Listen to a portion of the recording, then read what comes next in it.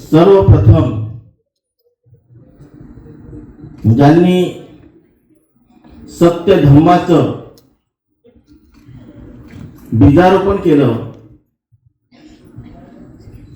आणि आपल्या स्वयं परिश्रमातून त्यांनी सम्यक संबोधी प्राप्त करून आपल्या सर्वांना जीवन जगण्याची कला ज्यांनी शिकवली असे महामुनी महाकारुणिक तथागत भगवान बुद्ध त्यांच्या प्रतित्रिवार प्रणाम वंदन। त्याचप्रमाणे या देशातील कोट्यावधी दीनदलितांना आणि सर्वांना ज्या दलदलीमधून ज्यांनी बाहेर काढलं आणि खऱ्या अर्थाने ज्यांनी माणुसकीचा ज्यांनी मार्ग दाखवला आणि अतोनात या देशावर ज्यांनी प्रेम करून या भारताचं संविधान लिहिलं आणि शेवट जाता जाता लाखो करोडो लोकांना तथागत भगवान बुद्धांचा सद्धम्म दिला असे बोधिसत्व परमपूज्य डॉक्टर बाबासाहेब आंबेडकर त्यांच्या चरणाशी सुद्धा त्रिवार वंदन। त्याचप्रमाणे ज्यांनी मला 45 वर्षाच्या पूर्वी दीक्षा दिली असे माझे गुरुवर्य की ज्यांनी डॉक्टर बाबासाहेब आंबेडकर यांची बॉडी दिल्लीहून विमानाने मुंबईला आणली असे माझे गुरुवर्य डॉक्टर भदंत आनंद कौशल्या यांच्या चरणाशी सुद्धा मी प्रणाम करतो। त्याचप्रमाणे आदरणीय भिक्खू संघ त्यांना सुद्धा मी माझ्या शुभेच्छा आणि मंगलकामना व्यक्त करतो। माझ्या बाजूला बसलेले माझे धम्मबंधू भदंत विशुद्धानंदचे महाथेरो भंतेजी वयाने माझ्यापेक्षा थोडे मोठे आहेत, परंतु आम्ही दोघे दीक्षेने सारखेच आहोत।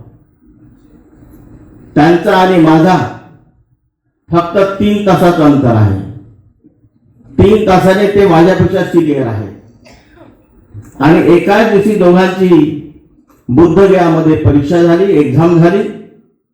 त्यांची थायलंडच्या विहारमध्ये परीक्षा झाली, माझी ब्रह्मदेशच्या बुद्धगयामध्ये परीक्षा झाली। त्यांची 12 वाजता परीक्षा झाली, माझी 3 वाजता परीक्षा झाली। आणि असे माझे धर्मबंधू बऱ्याच वर्षानंतर मला भेटलेले आहेत, त्यामुळे मला थोडा आनंद झाला आणि भंतेचे सुद्धा मी प्रणाम करतो। त्याचप्रमाणे या धम्म परिषदेचे आयोजक माझे अगदी जवळचे मित्र आणि उपासक की जे वेळोवेळी विपश्यना केंद्राला वाशिंच्या नेहमी सहकार्य करीत असतात आणि ठाण्याचे जे काही प्रशासकीय काम जे आहे ते सर्व माझं सांभाळत असतात असे माझे मित्र प्रमोदजी इंगळे, त्यांना सुद्धा मी धन्यवाद देतो की त्यांनी आजच्या कार्यक्रमाला मला निमंत्रित केलेला आहे।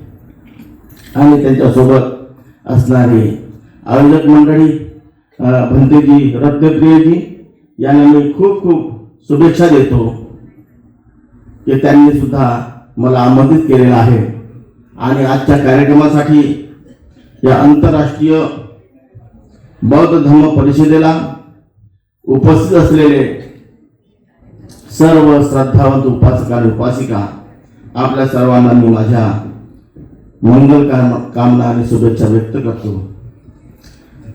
ही आंतरराष्ट्रीय धम्म परिषद बऱ्याच दिवसापासून आयोजन करण्याचा विचार आमचे प्रमोदजी इंगळे करीत होते, परंतु काही ना काही कारणास्तव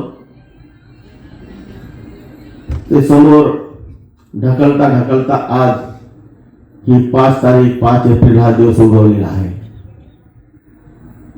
तर ही आंतरराष्ट्रीय धम्म परिषद ही ठाण्यामध्ये मला वाटते आपल्या रत्नप्रियजी पहिल्यांदाच होत आहे मला वाटते. तर ही आंतरराष्ट्रीय परिषद पहिल्यांदाच होत आहे आणि ही परिषद होणं अत्यंत गरजेचं आहे. कारण की या परिषदेमध्ये लाओसचे भंतेजी उपस्थित झालेले आहेत, जपानचे भंतेजी उपस्थित झालेले आहेत. त्यांना हे कळायला हवं की डॉक्टर बाबासाहेब आंबेडकर यांनी 14 ऑक्टोबर 1956 रोजी जे बौद्ध धर्माची दीक्षा दिलेली आहे आणि लाखो करोडो लोकांनी बौद्ध धर्माची दीक्षा घेतलेली आहे, तर ते कशा तऱ्हेने त्यांच्या या देशामध्ये समस्या आहेत आणि कशा तऱ्हेने या भारत देशामध्ये बौद्ध धर्माचा प्रचार आणि प्रसार करायला पाहिजे हे ऐकण्यासाठी जाणून घेण्यासाठी आज जपानचे भंतेजी उपस्थित आहेत. जपान असा हा देश आहे त्या जपानमध्ये जवळजवळ 99% सर्व बौद्ध लोक आहेत. 99% तिथे बुद्धिस्ट आहेत आणि त्या देशाची जपानच्या देशाची राज्यघटना हे संपूर्ण बौद्ध धर्माला अनुसरून लिहिल्या गेलेली आहे आणि म्हणून तिथला जपानीज बुद्धिस्ट जो आहे इतका त्यागी आणि इतका कष्टाळू भंतेजी आहेत की ते एका ठिकाणी शांत बसणार नाही. त्या ठिकाणी 5 मिनिट देखील त्यांना उशीर चालत नाही. जपानमध्ये तुम्ही जाऊन पाहाल तर एखाद्या फॅक्टरीमध्ये तुम्ही लवकर जाऊन फॅक्टरीच्या गेटवर तुम्ही उपस्थित राहू शकता, पण जोपर्यंत वेळ होत नाही तोपर्यंत तुम्ही आतमध्ये शिरू शकत नाही. परंतु जी शेवट ड्युटी सुटण्याची वेळ यावर असते त्यावर तुम्ही 5 मिनिट देखील लेट तुम्ही काम करू शकत नाही. इतकं त्या ठिकाणी नियमावली कडक आहे आणि अशाच प्रमाणे ती बौद्ध धर्मामधली नियमावली जी कडक जी आहे, जी विनयपीठक जी आहे, त्या विनयपीठावर आधारित तो देश चालत असतो. आपल्या आजूबाजूला थायलंड झालं, श्रीलंका झालं, बर्मा झालं, जपान झालं, लाओस झालं, कंबोडिया झालं, हे संपूर्ण या देशाची घटना जी आहे हे संपूर्ण बौद्ध धर्मावर आधारित आहे आणि म्हणूनच त्या देशामध्ये सम्राट अशोकाच्या काळापासून आजपर्यंत बौद्ध धर्म टिकून आहे. आपल्याला हा विचार करायचा आहे की बाहेर देशामध्ये कशा प्रकारे बौद्ध धर्माचा आदर आणि सत्कार केला जातो, कशा तऱ्हेने बौद्ध धर्म टिकवून ठेवला जातो. त्यासाठी आपल्याला त्यांच्याकडून काहीतरी गुण शिकायचे आहे आणि जोपर्यंत त्यांच्याकडून आपण काहीतरी गुणधर्म शिकणार नाही तोपर्यंत बुद्ध धर्माला कसं टिकवायचं, कसं आपल्या परिवारामध्ये धम्म परिवार कसा केला पाहिजे, धम्म समाज कसा केला पाहिजे हे तोपर्यंत आपल्याला माहित होणार नाही. आणि म्हणून बाबासाहेबांनी सांगितलेलं आहे की आपल्याला आपल्या जीवनामध्ये 3 गोष्टीचा विकास करणं अत्यंत आवश्यक आहे. कारण समाज जीवनामध्ये चालत असताना महत्वाच्या 2 गोष्टीची आवश्यकता असते. जर तुम्हाला चांगला आदर्श कुटुंब बनवायचे असेल, कुटुंब चांगल्या प्रकारे सुखी संपन्न बनवायचे असेल बाहेरच्या भौतिक गोष्टीने, त्यासाठी तुम्हाला आर्थिकतेची अत्यंत गरज आहे. आर्थिक बाब अत्यंत गरजेची आहे. तर आर्थिक बाबत नुसती जीवनामध्ये निर्माण करून चालणार नाही. आर्थिक बाबीमध्ये, आर्थिकतेमध्ये तर जगामध्ये करोडोने अब्जोचे लोक सुखी संपन्न आहेत. मी इंग्लंडमध्ये मी राहिलेलो आहे. इंग्लंडमधून अनेक देशाविदेशामध्ये मी गेलेलो आहे. जवळ 6 वर्षाच्या इंग्लंडमध्ये मी होतो. करोडो लोक आहेत, खूप लोक श्रीमंत आहेत. त्या देशामध्ये मी पाहिलेलं आहे, स्वतःचे विमान आहे, स्वतःच्या फार्म हाऊस मध्ये मोठे श्रीमंत आहे. परंतु आर्थिकतेमधूनच पुढे येऊन चालणार नाही. तर जेवढी आर्थिकता जेवढी वाढत असते तेवढं दुःख पण तेवढं त्यासोबत वाढत असते. आणि म्हणून युरोपमध्ये बघितलेलं आहे की बहुतांश लोक पैशाने जेवढे श्रीमंत झाले लोक आहेत तेवढे संपूर्ण झोपेच्या गोळ्या घेऊन झोपत असतात. झोप लागत नाही. तर त्यासाठी आपल्याला दुसऱ्या गोष्टीची अत्यंत गरज आहे. ती दुसरी गोष्ट डॉक्टर बाबासाहेब आंबेडकरांनी आपल्याला दिलेली आहे. तो म्हणजे आध्यात्मिक मार्ग, तथागत भगवान बुद्धाचा सद्धम्म. आणि तथागत भगवान बुद्धाचा सद्धम्म जोपर्यंत जीवनामध्ये उतरत नाही तोपर्यंत मनुष्य सुखी होत नाही. या दोन्ही गोष्टीची गरज आहे. आर्थिकतेची गरज आहे आणि जीवन चांगलं सुखी करायचं असेल, आंतरिक शांती प्राप्त करायची असेल तर धम्माची गरज आहे. आणि म्हणून सद्धम्म जीवनामध्ये पालन करण्यासाठी बाबासाहेबांनी आपल्याला बुद्धाचा धम्म दिलेला आहे. आणि म्हणून ज्या लोकांनी बौद्ध धम्म स्वीकार केलेला आहे, ज्या देशांनी बौद्ध धम्म स्वीकार केलेला आहे ते देश आज आर्थिकतेच्या मोठ्या श्रीमंत अवस्थेमध्ये आहे, सुखी संपन्न आहे. दोन्ही गोष्टी ते सांभाळून ठेवत असतात. परंतु मी ज्यावेळेला निरीक्षण करून ज्यावेळेला पाहतो आपल्याकडे, त्यावेळेला आपल्याला रिअल बुद्धिस्ट होणं अत्यंत गरजेचं आहे. खरे बुद्धिस्ट होणं अत्यंत गरजेचं आहे. आम्ही बाबासाहेबांचा उपयोग फक्त आपल्या शिक्षणासाठी आणि आर्थिकतेमध्ये संपन्न होण्यासाठी आम्ही करण्याचा प्रयत्न करत आहोत.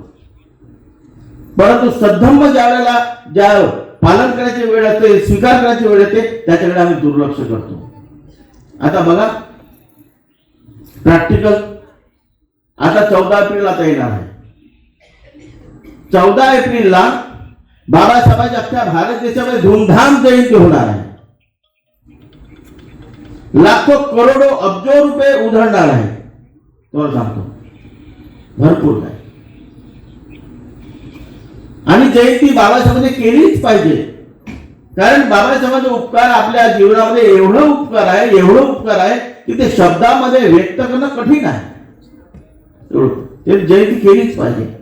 परंतु त्यानंतर ज्यावेळेला आमचेच आंबेडकर जे बुद्धिस्ट आम्ही आहोत, तर पुढच्या महिन्यामध्ये बुद्धाची जयंती नाही. तर बुद्धाची जयंतीचा ज्यावेळेला आम्ही पाहत असतो तर त्यावेळेला एकदम लोकांमध्ये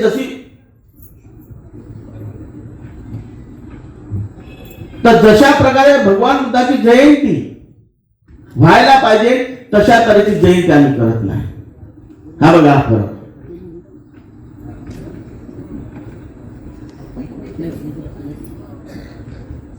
या ठिकाणी ज्योतिताई वाघमारे राज्यसभा संसदीय आलेले आहे. सर्वांनी टाळ्या वाजवून त्यांचं स्वागत करावं. ज्योतिताई वाघमारे राज्यसभा सदस्य. राहुल लोंढे साहेब हे सुद्धा आलेले आहे. या ठिकाणी ज्योतिताई वाघमारे आणि राहुल भाऊ लोंढे यांचं दोघांचं या ठिकाणी आगमन झालेलं आहे.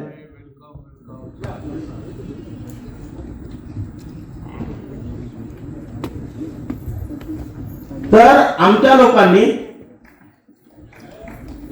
आचरणशील स्वतः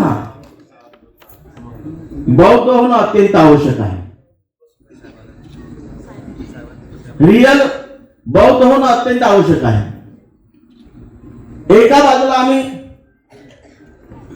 बौद्ध बनून बौद्ध धर्माची दीक्षा घेऊन अबौद्धासारखं वागणं म्हणजे योग्य होणार नाही. तर त्यासाठी आम्हाला रिअल बुद्धिस्ट बनायचं आहे आणि ती आपल्यापासून सुरू करायची आहे. ज्या वेळेला माझ्या जीवनामध्ये वयाच्या 20व्या वर्षी जेव्हा दीक्षा घेतली, 20व्या वर्षाच्या आधी मी काही 3-4 वर्षापर्यंत मी सामाजिक आणि त्या चळवळीमध्ये मी काम केलं त्या नेते लोकांच्या सोबत. आणि 20 वर्षानंतर ज्यावेळी दीक्षा घेतली आणि शिक्षण घेत असताना मी माझ्या जीवनामध्ये शैक्षणिक जीवनात आध्यात्मिक जीवनात पाहत असताना मला 2 गोष्टी मिळालेल्या आहेत. निपक्षपात पण तुम्हाला मी सांगतो. मी राजकीय नेता नाही आहे तरी परंतु निपक्षपातपणे तुम्हाला मी सांगतो की बाबासाहेबांचा विचार किंवा बाबासाहेबांची जागरूकता ही बाबासाहेब गेल्यानंतर केरळपर्यंत, कर्नाटकपर्यंत, साऊथ इंडियामध्ये आणि अनेक राज्यापर्यंत जर पोहोचवण्याचं काम जर केलं असेल तर ते मला एक कांशीराम दिसले. आणि बाबासाहेबांनी बौद्ध धर्माची दीक्षा दिल्यानंतर आपल्या समाजामध्ये अनेक संघटना, अनेक चळवळी आहेत. नुसता वरून आम्ही उहापोह करतो आहे, पण तो डीप मध्ये जाऊन धम्म कसा ग्रहण केला पाहिजे, धम्माचं आचरण कसं केलं पाहिजे हे जर शिकवण्याचं जर काम जर केलं असेल तर ते मी पाहिलं प्रॅक्टिकल सत्यनारायणजी गोविंदा विपश्यना साधनेच्या माध्यमातून. या 2 गोष्टी तुम्हाला इमानदारीपूर्वक तुम्हाला स्वीकार करणं अत्यंत गरजेचं आहे, अत्यंत गरजेचं आहे. आणि म्हणूनच आज भारत सरकारचे कोणत्याही पक्षाचे असो तरी ते कांशीरामजीच्या विचारच्या विषयी ते आठवण करून देत असतात. आणि भारत देशामध्येच नव्हे तर आंतरराष्ट्रीय स्तरावर आज अनेक देशामध्ये विपश्यना साधनेच्या माध्यमातून भगवान बुद्धाचा सद्धम्माचा प्रचार होत आहे. आणि त्या शिबिरामध्ये सर्व जाती, धर्माचे, पंथाचे सर्व लोक त्या विपश्यना शिबिरात भाग घेतात. आणि 10 दिवसामध्ये परिपूर्ण शुद्ध होत येत नाही म्हणा, पण कमीत कमी थोडी शांती, थोडी सत्यता, थोडा प्रकाश त्याला दिसायला सुरुवात होती. आणि हे ज्या वेळेला तिहार जेलच्या इन्स्पेक्टर ज्या किरण बेदी त्यांनी जेव्हा पाहिलं तेव्हा त्यांनी स्वतः अनुभव घेतला. आणि स्वतः अनुभव घेतल्यामुळे तिहार जेलमध्ये विपश्यना कोर्स त्या ठिकाणी सुरुवात केली. आणि आज त्या ठिकाणी विपश्यना केंद्र बनलेलं आहे, धम्म तिहार विपश्यना केंद्र झालेलं आहे. आणि सर्व कैदी ज्यांना अनेक प्रकारची ज्यांना त्यांच्या गुन्ह्यामुळे त्यांना सजा मिळते आहे, त्यांच्या गुन्हेगारीमुळे ते विपश्यना साधनेमध्ये बसून खऱ्या अर्थाने माणसं तयार होऊन येत आहे. लक्षात घ्या. आणि म्हणून विपश्यना शिबिरामध्ये सुद्धा आपण बसणं अत्यंत गरजेचं आहे. प्रत्येकाने आपल्या मनाला शोधणं अत्यंत गरजेचं आहे की माझं मन किती गढूळ आहे, माझ्या मनावर किती प्रकारचे असे विकार चढलेले आहेत, किती गाठी बांधलेले आहेत. ते दुसऱ्यावर दोष देऊन चालणार नाही, दुसऱ्याकडे बाहेर पाहून चालणार नाही, तर आपल्या स्वतःकडे पाहणं अत्यंत गरजेचं आहे. आणि ज्या वेळेला विपश्यना ध्यान करता करता ज्यावेळेला आपण स्वतःकडे पाहणं आम्ही सुरुवात करत असतो त्यावेळेला स्वतः वाटतं की खरंच माझ्या अंतर मनामध्ये राग दडलेला आहे, माझ्या अंतर्मनामध्ये द्वेष आहे, माझ्या अंतर्मनामध्ये क्रोध आहे, माझ्या अंतर्मनामध्ये लिहिण्याप्रती वासना आहे, अनेक प्रकारचे विकार भरलेले आहेत. ते विकार मला दूर करायचे आहे. ते विकार दूर झाले तर शांती आली, सुख आलं. आम्ही हे सर्व कशासाठी आम्ही करतो आहे? कशासाठी करतो आहे? जेवढा मनुष्याचा विकार वाढेल तेवढं दुःख वाढेल, तेवढं दुःख वाढेल. कोणी जो कोणाला विचारलं की अरे बाबा तू पैसा कशासाठी कमवतो, तो म्हणेल की घर बनवायला. ठीक आहे, घरही दिलं. घर झाल्यानंतर पुन्हा पैशाला काय करणार? तर मग तो कार घ्यायची आहे, कारही दिली. पुन्हा पैसा तर मग काय करणार? तो जमीन घेणार, निर्णय सांगणार. पण हे सर्व कशासाठी? तर माझ्या सुख शांतीसाठी. अरे भौतिक गोष्टी सुख शांती मिळतं, फक्त वरून वरून माणसाला थोडं समाधान वाटतं, वरून. पण दुःख आतमध्ये तर जशाने तसंच दडलेलं आहे, जशाने तसं दडलेलं आहे. आणि त्या आतमधल्या अंतर मनातील दुःखाला जर बाहेर काढायचं असेल तर आतमध्ये झाकणं अत्यंत गरजेचं आहे, पाहणं अत्यंत गरजेचं आहे. आणि त्यासाठी विपश्यना साधनेचा हा मार्ग आहे. मी स्वतः थोडा माझा अनुभव तुम्हाला मी सांगतो. मी 1980 मध्ये जेव्हा दीक्षा घेतली आणि 1981 ला मी सिद्धार्थ कॉलेज शिकायला मी आलो. त्यावेळेला मला कळलं की इगतपुरीमध्ये विपश्यना साधनेचे कोर्स होत असतात आणि खूप शांती मिळत असते. मी वेळ काढून मी विपश्यना कोर्सला मी गेलो. तर तुम्हाला खरं सांगतो, माझा अनुभव मी स्वतःला मोठा धन्य समजतो खूप. की ज्या कामासाठी मी माझा घरदार मी सोडलेला आहे, आई वडिलांना सोडलेला आहे, तो मार्ग मला आज मिळालेला आहे.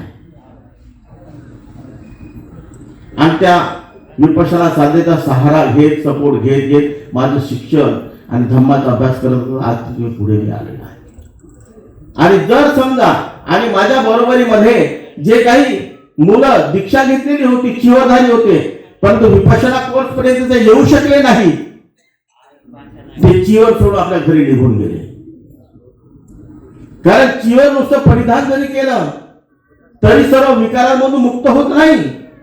तर त्यासाठी अभ्यास करावा लागतो, आतमध्ये झाकावं लागतो की हे चिवर कशासाठी आहे. आणि म्हणून दीक्षा घेत असताना पहिल्यांदाच वाक्य उच्चारला जात असते की सब दुःख निसरण निब्बाण सच्चीकरण थाय इमं कासावं ग्रहे त्वामं भन्ते अनुकंपं उपादान. की म्हणते सब दुःख सर्व दुःखातून निसरण निस्सार होण्याकरता, मुक्त होण्याकरता, निब्बाण निर्वाणाचा साक्षात्कार करण्याकरता, सच्चीकरण थाय सत्य पाहण्याकरता, सत्याचा अनुभव घेण्याकरता हे काशा वस्त्र मला देऊन तुम्ही प्रबोधित करा. हे पहिलं वाक्य आहे. आणि ज्यांना ज्यांना हे आध्यात्मिक मार्ग, हा ध्यानाचा मार्ग मिळालेला नाही, ते माझ्या बरोबरीचे बरेच माझे मित्र चिवर सोडून घरी निघून गेले. असे कौटुंबिक आहेत, परिवारामध्ये तुमच्यासाठी. परंतु आज मी खरंच मी माझं धन्य समजतो की हा मुक्तीचा मार्ग, शांतीचा, सुखाचा मार्ग मला मिळालेला आहे. आणि त्यामुळे मी संकल्प केलेला होता की माझ्या जीवनामध्ये ज्या वेळेला 1995 मध्ये ज्या वेळेला सत्यराजी गोविंका यांनी भिक्खूंची विपश्यना आचार्य म्हणून टीम नियुक्ती केली, निवडण्यात आलं, तर त्याच्यामध्ये मला एक निवडलं 95 मध्ये आचार्य म्हणून. आणि तेव्हापासून मी अनेक देशाविदेशामध्ये विपश्यना कोर्स मी घेत, कंडक्ट करत मी फिरत होतो. आणि शेवट इंग्लंडमध्ये 6.5 वर्ष मी इंग्लंडमध्ये मी राहिलो. तिथे मी माझं शिक्षण झालं, तिथे विपश्यना कोर्स मी घेतले आणि तिथे जे काही मला मिळालं, जे काही आर्थिक बाबीमध्ये संपत्ती, तर त्या स्वतःच्या पैशातून 5.5 एकर जागा या वाशिंदमध्ये विकत घेतली स्वतःच्या दानातून. हे वाशिंद कल्याणच्या पुढे आहे. वर्गणी गोळा करून नाही, हे यासाठी लोकांना ट्रेनिंग देण्यासाठी, विपश्यना केंद्राची भिक्खूंना ट्रेनिंग देण्यासाठी तिथे जागा घेतली. आणि 2004 मध्ये ज्यावेळी मी स्वतः तिथे आलो, 2000 मध्ये जमीन घेतली, 2004 मध्ये ज्यावेळी मी आलो काम करायला, त्यावेळेला बरंच झालं की ज्या आई वडिलांनी ज्याकडे जे जागा जी होती ते विकली आणि माझं नाव त्यांच्या कुटुंबामध्ये असल्यामुळे त्यांनी मला माझा हिस्सा दिला आणि त्या हिस्सामधून मी सुरुवात केला. 70-80 लाख रुपये त्या लोकांनी मला दिले आणि त्याच्यावर काम सुरुवात केलं. आज त्या ठिकाणी तुम्ही जर पाहणार तर त्या ठिकाणी 7 बिल्डिंगा बनवलेल्या आहेत आणि लवकरच विपश्यना कोर्स चालू होईल. आणि ते विपश्यना कोर्स सेंटर तयार करत असताना मला असं वाटलं की काहीतरी इथे आता कमी आहे. तर कोणती कमी आहे? की ज्यांच्यामुळे आज मी उभा आहे, ज्यांच्यामुळे मी आज भिक्खू झालेलो आहे, ज्यांना पाहून मी समाजासाठी जीवन समर्पित केलेला आहे, असे माझे बाबासाहेब. तर माझे बाबासाहेब जोपर्यंत तिथे उभे राहत नाही तोपर्यंत विपश्यना सेंटर अपुरा आहे. आणि म्हणून त्या ठिकाणी 12.5 फुटाचा पुतळा बाबासाहेबांनी उभा केलेला आहे वाशिमला. सर्वात मोठा पुतळा की जो मुंबईमध्ये नाही, ठाण्यामध्ये नाही, ठाण्याला स्टेशनच्या जवळ 12 फुटाचा पुतळा तयार केलेला आहे. आणि त्याच कलाकाराला मी विचारलं की हा पुतळा किती फुटाचा आहे, तर त्यांनी म्हटलं की 12 फुटाचा आहे. म्हटलं मला 12.5 फुटाचा पुतळा बसून पाहिजे. आणि त्या एक बाबासाहेबांच्या संपूर्ण पुतळ्याचा संपूर्ण खर्च माझ्या एकाच उपासकाने इंग्लंडचा केलेला आहे. आणि म्हणून धर्माच्या धार्मिक गुण अत्यंत गरजेचं आहे. विपश्यना शिबिरात तुम्ही जा, निश्चित तुम्हाला खरंच वाटेल की माझी तुम्हाला आठवण होईल की भंती जे सांगत होते ते बरोबर सांगत होते की आतापर्यंत जे जीवन गेलं तर गेलं, पण जे काही जीवन उरलेलं आहे त्या जीवनावरील कमी 10 दिवस आपण काढा, फक्त 10 दिवस. ते दुसऱ्यासाठी नाही, माझ्या स्वतःच्या कल्याणासाठी. बस माझ्यासाठी मला 10 दिवस काढायचे. बघा अनेक केंद्र आहेत, अनेक ठिकाणी पहा काय अनुभव येते. खरी शांती मिळेल, खरं सुख मिळेल, खरं सुख मिळेल. आणि आध्यात्मिक मार्ग तथागतांचा आंतरराष्ट्रीय लेवलवर आहे. आणि म्हणून भगवान बुद्धाचा सद्धम्म प्रॅक्टिकल यही पसिको, या आणि पहा असा तथागताचा सद्धम्म आहे. तथागत आश्वासन देत नाही. तथागताच्या सद्धम्मामध्ये कर्मकांडाला स्थान नाही आहे. देवी देवता आत्मा परमात्मा ईश्वर ह्या सगळ्या गोष्टीला काही स्थान नाही आहे. स्वतःच्या कर्माला स्थान दिलेलं आहे. स्वतःचे कर्म नीट करणं अत्यंत आवश्यक आहे. स्वतःचे कर्म शुद्ध करणं अत्यंत आवश्यक आहे. स्वतःचे कर्म, त्या कर्माला भगवान बुद्धांनी स्थान दिलेलं आहे. कर्म आणि कर्म शुद्ध करण्याचा मार्ग, योग्य करण्याचा मार्ग म्हणजे आध्यात्मिक मार्ग आहे. आणि म्हणून तथागत म्हणतात की मनोपुब्बं गमा धम्मा मनोसेठा मनोमया मन साचे पदुठेन भासतीवा करोतीवा ततो नं दुःख मनवेती चक्कं वहतो पदम. मन हे माणसाचा प्रमुख आहे, केंद्रबिंदू आहे, प्रधान आहे. आणि या मनाने वाईट कर्म जर केले, दुष्ट मनाने वाईट कर्म जर केले तर दुःख अशा प्रमाणे तुमच्या पाठीमागे लागत असते की ज्याप्रमाणे बैल जे बंडीची असते, बैलगाडी असते, तर बैलाच्या पाठीमागे चक्का जसं प्रमाणे जो फिरत असतो, जात असतो, त्याप्रमाणे दुःख आपल्या पाठीमागे पाठलाग करत राहते. अशाच प्रमाणे तथागत म्हणतात की मनोपुब्बं गमा धम्मा मनोसेठा मनोमया मन साचे पसन्नेन भासतीवा करोतीवा ततो नं सुख मनवेती छायाव अनपाहिनी. जो व्यक्ती या शुद्ध मनाने काम करत असतो निर्मल मनाने काम करत असतो तर त्याच्या पाठीमागे सुख अशा तऱ्हेने पाठीमागे येत असते की ज्याप्रमाणे आपली छाया, आपली सावली आपला साथ सोडत नाही, अशा प्रमाणेच सुख सुद्धा आपला साथ सोडत नाही. आणि म्हणून सुख जर प्राप्त करायचं असेल, शांती प्राप्त करायची असेल तर तथागतांनी दिलेला आध्यात्मिक मार्ग जो आहे त्या मार्गाप्रमाणे चालण्याचा प्रयत्न करा. तर आपल्यासाठी भगवान बुद्धांनी 6 वर्ष तपश्चर्या केलेली आहे, 6 वर्ष, आणि हा मार्ग शोधून काढलेला आहे. मानवाने साधी गोष्ट नाही आहे. भगवान बुद्धांच्या उपदेशाने नुसतं लोक बदललेले नाही आहे, विपश्यना साधनेमुळे बदललेली आहे. प्रॅक्टिकल विपश्यनेमुळे भाषण देणारे खूप लोक आहेत, खूप लोक भाषण देणारे आहेत, खूप प्रवचन देणारे आहेत. त्याच्याने काय होणार आहे? वेळेवर थोडंशी तुम्हाला एक मार्गदर्शन मिळेल, पण जोपर्यंत प्रॅक्टिकल जीवनात धम्म धारण करणार नाही तोपर्यंत काय बदल होणार नाही. आणि म्हणून या आंतरराष्ट्रीय परिषदेच्या निमित्ताने आपण सर्व या परिसराला उपस्थित झालात त्याबद्दल आपल्या सर्वांना मी शुभेच्छा व्यक्त करतो. आणि सर्वांनी सद्धम्माच्या मार्गाप्रमाणे चालण्याचा प्रयत्न करा, एवढीच मी आपल्या सर्वांना विनंती करतो. आपलं मंगल साधा, आपलं कल्याण साधा, आपली सुखशांती साधा, हेच या ठिकाणी मी आपल्या सर्वांना आव्हान करून सर्वांच्या प्रती मंगलमय भाव व्यक्त करून माझे 2 शब्द पूर्ण करतो. सर्वांचं मंगल हो, सर्वांचं कल्याण. अचूक बातम्या, निपक्षपाती विचार, अन्यायाविरुद्ध वाचा फोडणारे परखड विचारांचे सार्वभौम दैनिक प्रजासत्ताक जनता.